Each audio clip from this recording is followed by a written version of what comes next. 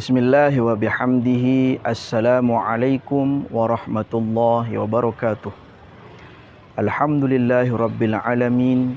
Wal aqibatu lil muttaqin. Wala udwana illa ala zalimin. Wassalatu wassalamu ala ashrafil anbiya'i wal mursalin, Sayyidina Muhammadin wa ala alihi wa sahbihi ajma'in, amma ba'du. Hadirin hadirat, shaimin shaimat yang dirahmati oleh Allah Subhanahu wa taala. Kita bersyukur kepada Allah Subhanahu wa taala dengan sama-sama mengucapkan alhamdulillahirabbil alamin. Bersolawat kepada baginda Nabi besar Muhammad sallallahu alaihi wasallam dengan sama-sama mengucapkan Allahumma shalli ala sayyidina Muhammad wa ala ali sayyidina Muhammad. Hadirin hadirat yang dirahmati oleh Allah Subhanahu wa taala. Pada kesempatan yang penuh dengan keberkahan ini, Al-Faqir ingin menyampaikan tentang makna daripada Al-Quran, yaitu asy-syifa. Asy-syifa artinya obat atau pengobatan. Hadirin hadirat yang dirahmati oleh Allah Subhanahu wa taala. Sudah tidak diragukan lagi bahwasanya Al-Quran itu menjadi kitab suci umat Islam. Al-Quran memiliki banyak keistimewaan bagi orang yang membaca dan mengamalkannya. Al-Quran juga memiliki banyak nama-nama khusus yang diberikan kepadanya sesuai daripada keistimewaan yang dimilikinya. Contohnya asy-syifa. Asy-syifa artinya obat atau pengobatan. Obat di sini maksudnya bukan dalam pengertian fisik, materi ataupun jasmani, tetapi lebih menyoal terkait dengan hal-hal yang berkaitan dengan rohani atau spiritualis. Di antara ayat suci Al-Quran yang menjelaskan fungsinya sebagai asy-syifa adalah surat Yunus ayat 57. Allah Subhanahu wa taala berfirman, "Ya ayyuhan nas, qad ja'atkum mau'izatun mir rabbikum wa syifaa'un lima fis sudur wa hudaw wa rahmatul lil mu'minin." Wahai sekalian manusia, telah datang kepadamu pelajaran dari Tuhanmu, yaitu Al-Quran.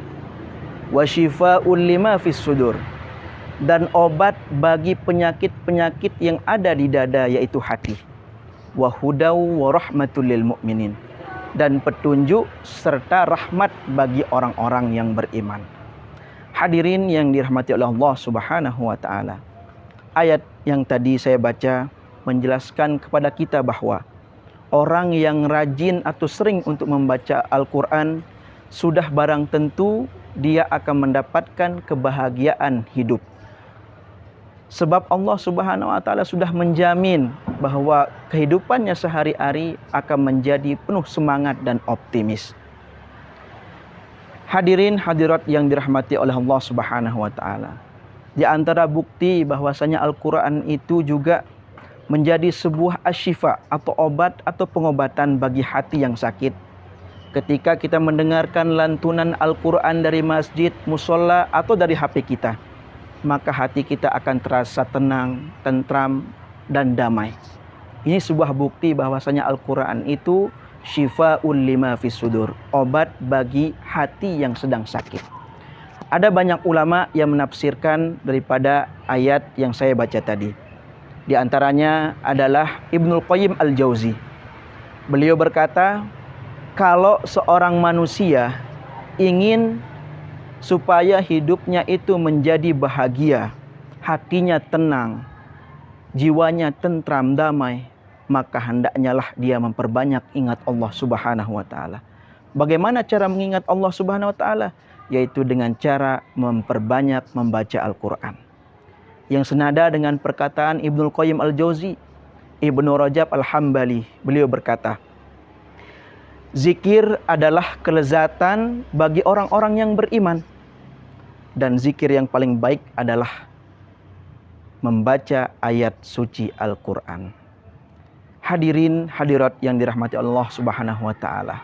Jika demikian adanya, maka solusi untuk kita mendapatkan kebahagiaan hidup, solusi untuk kita mendapatkan ketenangan hati adalah dengan cara memperbanyak membaca Al-Quran, memperbanyak mempelajari dan mentadaburi isi Al-Quran, dan yang terakhir adalah memperbanyak daripada mengamalkan isi kandungan Al-Quran dalam hidup kita sehari-hari.